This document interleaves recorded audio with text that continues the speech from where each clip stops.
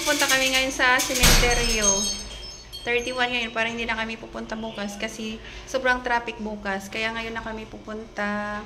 Kasama ko ang aking sister-in-law at saka aking mga pamangkin.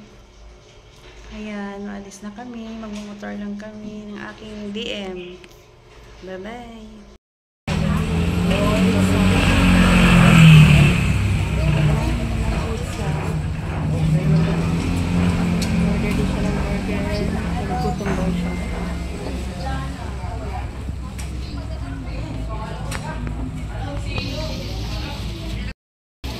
Parang ulan. Ngayon, mainit. Maraming init.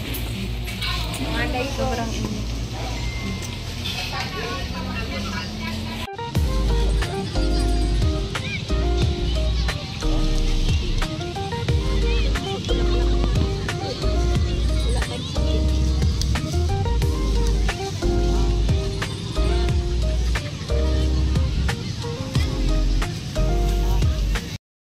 Kami magsimba. Ayan, kasama ko aking mga kapatid. Saan ba si Ande? Pauwi na kami. Kaya binigyan ako ng aking kapatid ng kalamay hati. Oh, sarap to ilagay sa tinapay. Ayan. At saka binigyan niya rin ako ng sambong.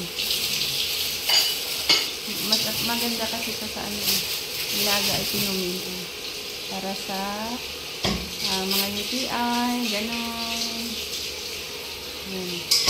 Marami. Sarap inumin yan. Ayan. Thank you for watching. Bye-bye. Ayan, nakauwi na kami. Binigyan ako ng kapatid ko ng kalamay hati. Ito, masarap. Masarap ito ilagay sa tinapay, palaman.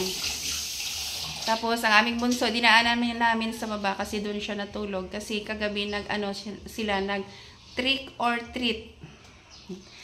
Yun. Tapos, bigyan niya ako ng sambong ng kapatid ko kasi marami niya siya sambong.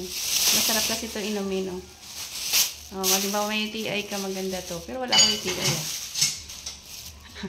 Dati lang yan. UTI ako. Maganda ito kasi maganda yung ihi mo. Maganda yung matanggal yung sakit-sakit sa tiyan mo. Ganon. Ayan, kakain muna kami kasi hindi kami kanina na kumain sa umaga. Kasi nga, aga kami nagsimba. Ayan, thank you. Nakasimba kami ngayon sa first Sunday of November. Ayan, lahat kami ng kapatid, nakita-kita rin kami sa simbahan. Ayan, thank you Lord, nakapagsimba na rin. Kami lang nagsimba ng pamangkin ko kasi ang panganay kong anak, tulog. Tapos, ang isa naman, ang bunso, dun sa baba natulog, kaya hindi sumama. Kaya kami na lang dalawa. Ayun, kakain muna kami kasi hindi kami kanina ng umagahan. Marami akong biko. Yan ang kakainin namin. Biko lang at saka tsaa. With gatas. Yun lang, kainin namin ngayon. Thank you for watching.